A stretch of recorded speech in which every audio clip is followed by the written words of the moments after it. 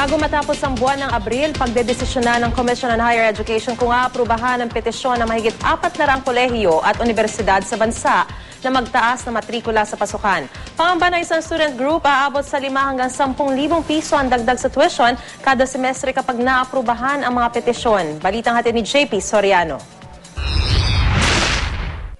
So anyway, imbes na ma-excite sa pasukan, problemado ang incoming freshman na si Marinela. Kasama raw kasi ang kolehiyong papasukan niya sa mga posibleng magtaas ng tuition kapag naaprubahan ang petisyon nito sa Commission on Higher Education. Ngayon pa nga lang daw, mahigit 30,000 piso na ang tuition sa isang semestre para sa kanyang kursong Communication Arts. Problema raw ito, lalo't nawala ng trabaho ang ama niyang OFW. Sana po gawa nila ng paraan para sa iba rin po kasi hindi makapag-aral kasi yun nga po, financial problems. Sa halos 2,000 kolehiyo at universidad sa bansa, mahigit 400 na ang nagsumite ng petisyon sa CHED para sa 5 hanggang 10% dagdag sa matrikula. Wala pang inaaprobahan ng CHED dahil kailangan pang dumaan ang mga ito sa konsultasyon. Bago raw matapos ang buwan, malalaman na kung maaprobahan ang mga petisyon ng mga kolehiyo. Pero CHED na mismo ang nagsasabi, malaki raw ang posibilidad na marami sa mga ito ang pahihintulutan. But for the most part, the ones who apply generally get approval. We have to have a very strong basis. So what we're trying to do, we use a lot of moral suasion. And so essentially, I would advise schools, given the current atmosphere, this is really not the time to increase tuition.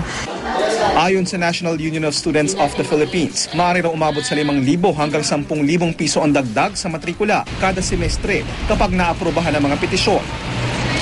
Kung sa ngayon, napakarami nating datos na nagsasabing na mataas yung out-of-school youth rate dito sa bansa.